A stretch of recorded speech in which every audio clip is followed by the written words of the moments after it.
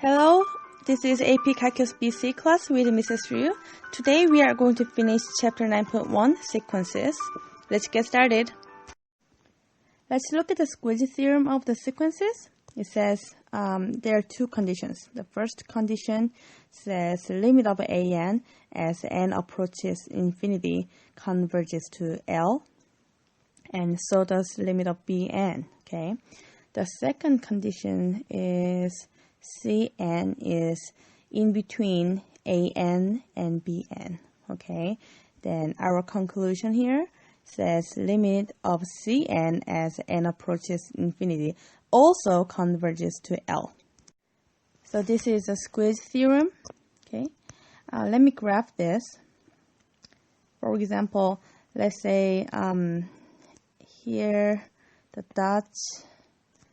green dots are an, and an converges to some number called L. Let me change the color here. Bn, okay, the blue dot also converges to L, let's say, okay, and okay, so that was bn,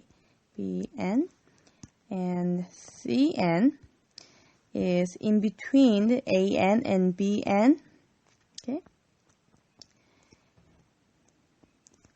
Then limit of Cn, the red dot, also converges to L. So now let's apply the squeeze theorem. It says show that the sequence of Cn converges, and we're gonna find its limit. Okay. So let's start with finding an and bn. Okay, that Cn is in between an and bn.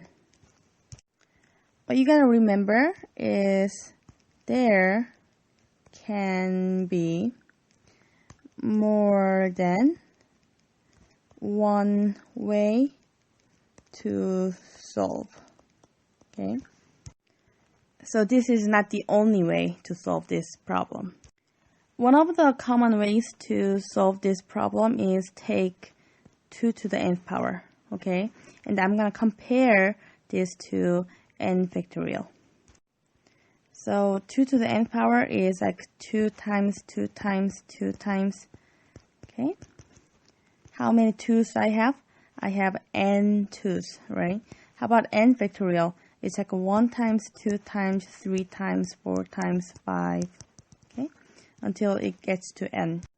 So now let's compare which one is greater than the other. So the first term is 2, that's 1, so 2 to the nth power is greater. 2 terms, it's 4, that's 2, so still 2 to the nth power is greater. How about 3 terms? Okay. Then I have 8 and 6. So still the winner. 4 terms is 16 and 24. So now the factorial, n factorial, is greater than 2 to the nth power. And then we can compare the rest. So I have a bunch of 2's here. I have 5, 6, 7, 8. So 2 and 5, which one is greater? 5 is greater, 6 is greater than 2, 7 is greater than 2, and so on. So we can conclude that n factorial is greater than 2 to the nth power, okay, if n is greater than or equal to 4. And that means 1 over n factorial, 1 over 2 to the nth power, which one is greater now? Is now the opposite, right? So I'm going to take this conclusion here. So 1 over 2 to the nth power, I'm going to set it as a bn, and here I have negative 1 over 2 to the nth power. And we all know that the limit of an as n goes to infinity is 0 because of what? Because of infinite geometric sequence. and so does Bn. Limit of Bn as n approaches to infinity, also 0. Therefore, because of the squeeze theorem, we can say that limit of Cn as n approaches to infinity also converges to 0. Here's another theorem that I want to remember. It's called absolute value theorem. It says if limit of absolute value of an converges to 0, then without the absolute value also converges to 0. I'm gonna just show you a very simple proof. It is because of the squeeze theorem. So an, it can be positive, it can be negative, or it can be both, right? And an is always in between the absolute value of an and negative absolute value of an. So because of the squeeze theorem, we have this absolute value theorem.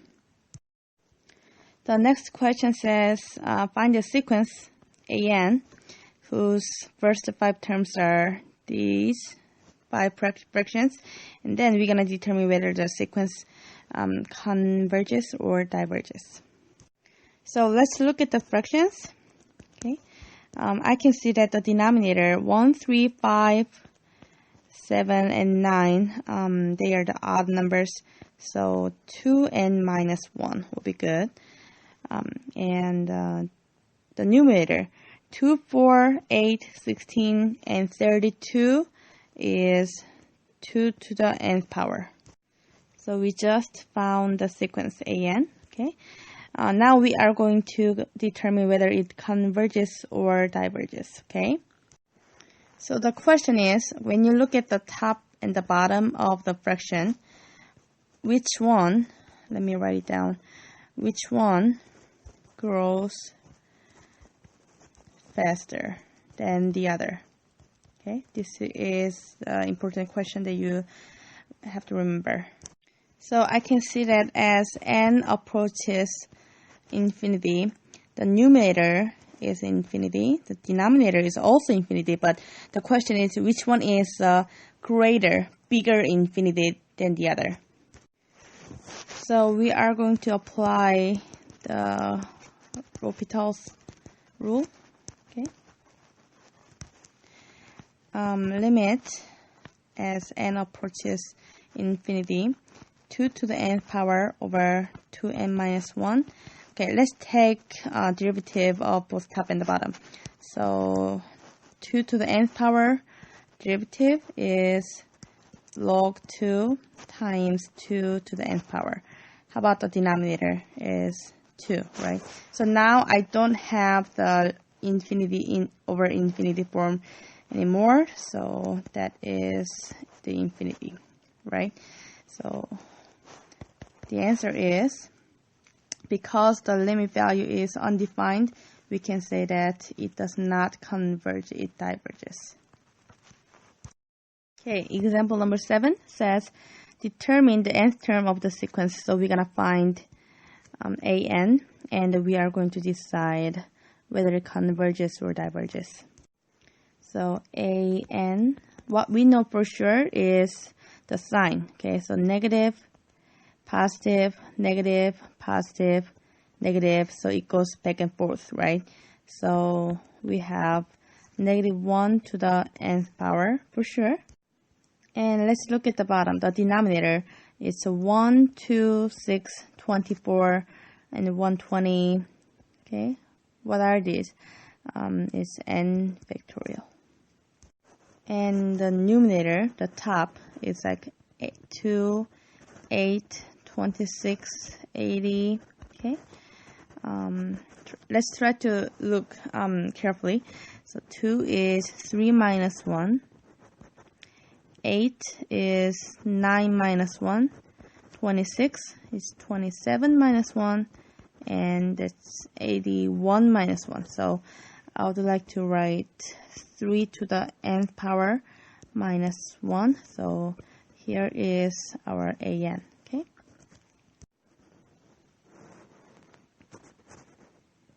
Can we look at the absolute value of an first? So that's just all positive, right? So I'm going to take out the -1 to the nth power.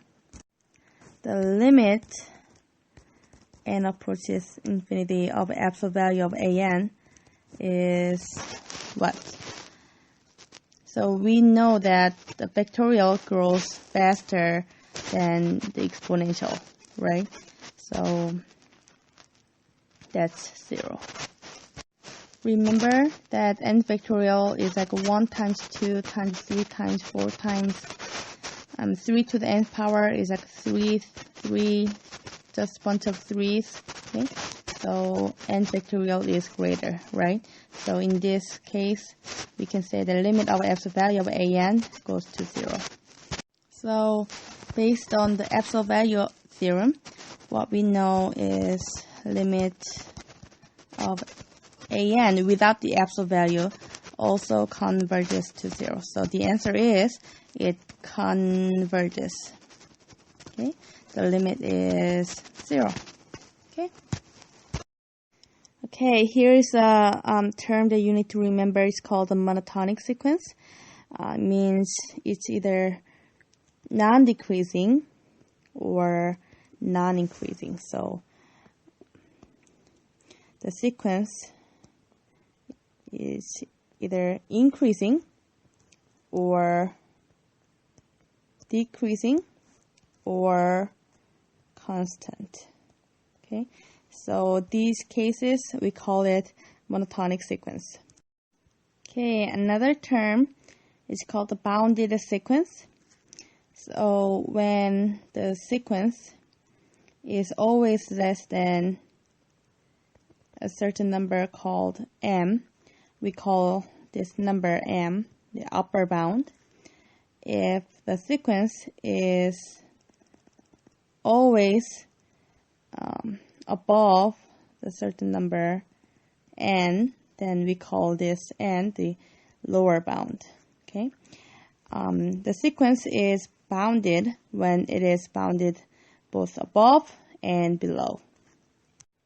And just for your reference, bounded monotonic sequences, it says if a sequence an is bounded and monotonic, so there are two conditions, okay? The first condition is bounded, the second condition is monotonic. Our conclusion here is it converges. Here's the Bible verse of the day. The Lord will be king over the whole earth. Zechariah chapter 14 verse 9. Have a great day. Bye.